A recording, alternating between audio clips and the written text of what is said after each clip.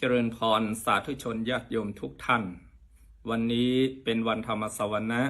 วันแห่งการฟังธรรมที่เรารู้จักกันว่าวันพระเมื่อถึงวันพระเราก็น้อมจิตลำลึกนึกถึงพระรัตนตรัยนั่นคือพระพุทธพระธรรมพระสงฆ์อันเป็นหลักใจของชาวพุทธเราทั้งหลายเมื่อถึงวันพระเราก็ยกจิตยกชีวิตเราให้เป็นเสมือนพระผู้ประเสริฐด้วยทานประเสริฐด้วยศีลประเสริฐด้วยธรรมภาวนา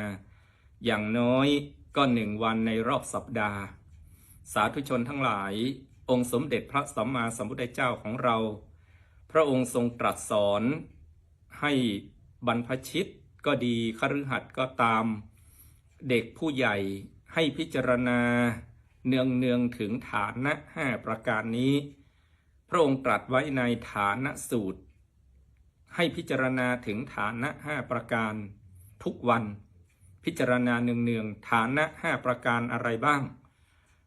ให้พิจารณา5 ประการนี้1ให้พิจารณาว่าเรามีความแก่เป็นธรรมดาไม่อาจร่วงพ้นความแก่ไปได้2เรามีความเจ็บไข้เป็นธรรมดาไม่อาจล่วงพ้นความเจ็บไข้ไปได้3เรามีความตายเป็นธรรมดาไม่สามารถล่วงพ้นความตายไปได้4เราจะต้องพลัดพรากจากของรักของชอบใจ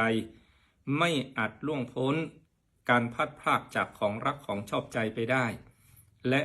5เรามีกรรมเป็นของตนเองเราทำกรรมอะไรไว้ดีหรือชั่วเราจะเป็นทายาทคือผู้รับผลของกรรมนั้น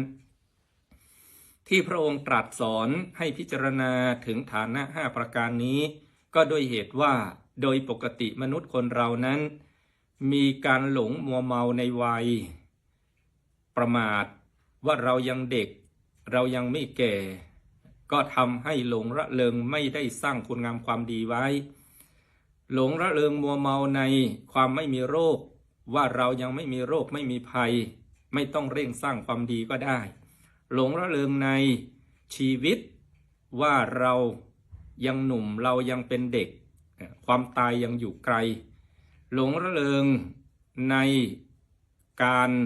ยึดติดถือมั่นในของรักของชอบใจเมื่อถึงการพลัดพราก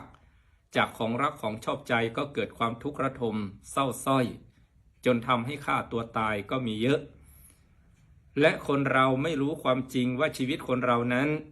เบื้องหลังแห่งชีวิตเราจะดีจะร้ายจะโชคดีจะล้มเหลวจะสุขจะทุกข์อยู่ที่กรรมคือการกระทำของตัวเองทั้งสิ้นจึงทำให้หลงไปยึด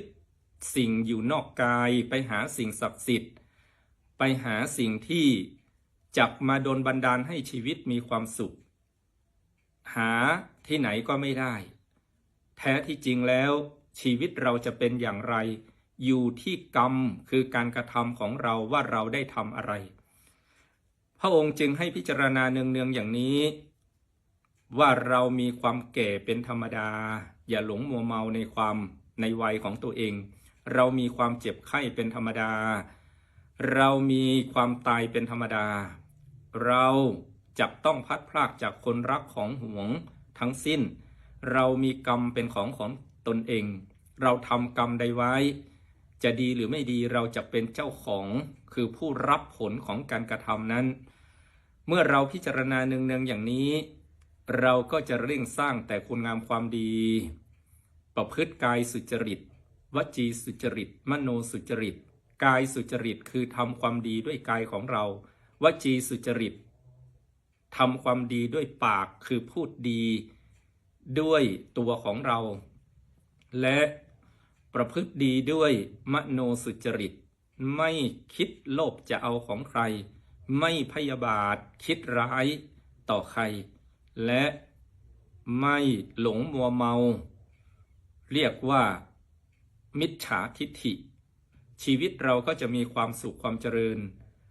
ขออำนวยอวยพรให้สาธุชนญาติโยมทุกท่านจงประสบแต่ความสุขโชคดีเจริญด้วยอายุวรรณะสุขภระปฏิภาณทนสารธรรมสารสมบัติ สุขพิพัฒนมงคลด้วยกันทุกคนทุกท่านเทอญ